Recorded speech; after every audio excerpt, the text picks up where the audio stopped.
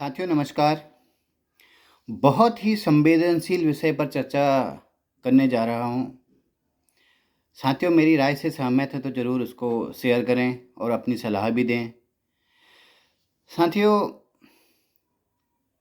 जैसा कि अधिकांश खास तौर पर गांव में ये देखा जाता है कि कोई भी कार्य हो, चाहे शादी हो, चाहे अन्य प्रकार के किसी भी फंक्शन हो जिसमें कि हमें एक दूसरे को इनवाइट करना होता है या कोई कार्यक्रम संपन्न करना होता है, उसके लिए हमें गांव के कुछ लोगों की मदद चाहिए होती है। चाहे खाना बनाने वाले हों, सब्जी काटने वाले हों या अन्य प्रकार की टेंट इत्यादि किसी भी प्रकार की सुविधा को लाने और ले जाने का विषय ही क्यों न हो।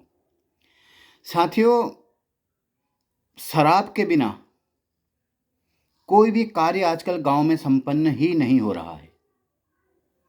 बहुत ही चिंतनीय और बहुत ही सोचनीय विषय है, क्योंकि लड़की का पिता जब अपनी बेटी की शादी के लिए सामान एकत्रित कर रहा होता है तो उसको अपनी डायरी में वो शराब का कॉलम भी ऐड करना पड़ रहा है।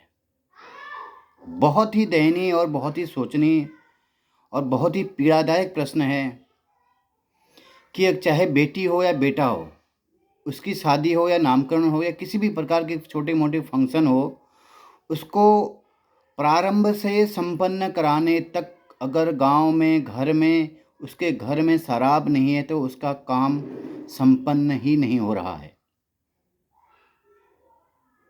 कितना पीड़ादायक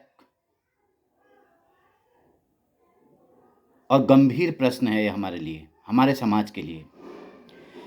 और उससे भी ज़्यादा महत्वपूर्ण बात यह है साथियों, जब वही लड़की या लड़के का पिता शादी की बात करता है तो सबसे पहले प्रश्न ये करता है कि लड़का शराब पीने वाला नहीं होना चाहिए।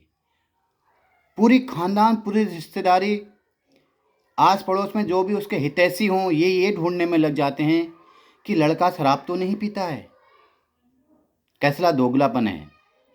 हमें दामाद चाहिए बिना शराब पीने वाला, या कोई भी रिश्तेदार चाहिए बिना शराब पीने वाला, और हम एक दूसरे के यहाँ काम करने जाते हैं तो बिना शराब के हमारे काम संपन्न ही नहीं हो रहे हैं। क्या हमें ये नहीं लगता है कि हम अपने समाज के प्रति जाति कर रहे हैं? हम अपने आप को, अपने युवाओं को खुद नशे की ओर नहीं धकेल रहे हैं? शराब तो छोड़िए, चरस, बियर, बीड़ी, सिगरेट, तंबाकू, गुटखा इत्यादि का उसको संपूर्ण यहाँ पर अपने घर पे समावेश करना होता है कि मेरे कार्य में किसी भी प्रकार की कोई बाधा ना आए।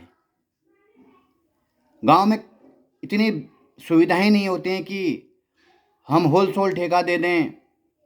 हमें कुछ चुनिंदा लोगों की आवश्यकता होती है, लेकिन वो चुनिंदा लोग जब तक शाम होते होते लड़की लड़के के पिता को, उसके रिश्तेदार को प्रताड़ित करते रहते हैं कि समय हो गया है, दीजिए दीजिए दीजिए।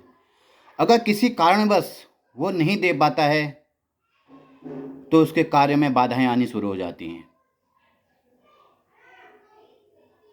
हमने भी ये पीड़ा अनुभव करी है,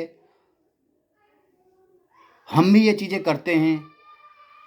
लेकिन साथियों, इतनी विषम परिस्थिति में भी हम एक तरफ हम कहते हैं कि यार नशे का विरोध होना चाहिए, और खुद ही हम उसका दिन प्रतिदिन बढ़ावा दे रहे हैं।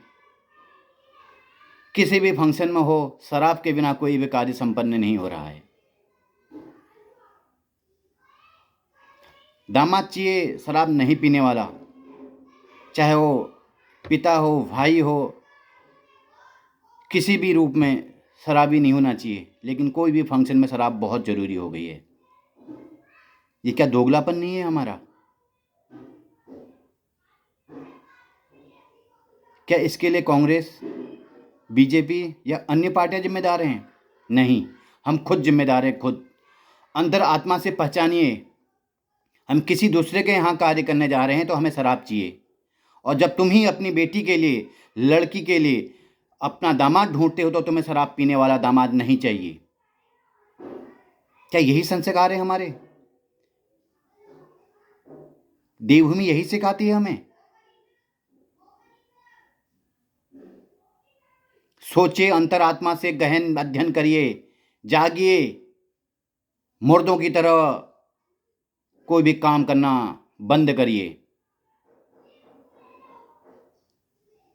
जब आप जागेंगे, जब हमारा जमीर जागेगा, तब यह समाज सुरक्षित होगा, युवा सुरक्षित होगा, हमारा आपका कल सुरक्षित होगा। नहीं तो यूं ही जैसे पहाड़ बर्बाद हो रहे हैं, कल परसों देखना एक भी युवा नहीं बचेगा जो नशे के साथ अपना जीवन व्यतीत न करता हो। इसलिए गांव में ऐसी मुहिम चलाइए कि गांव में कोई भी फंक्शन हो उसमें शराब बैन की जाए।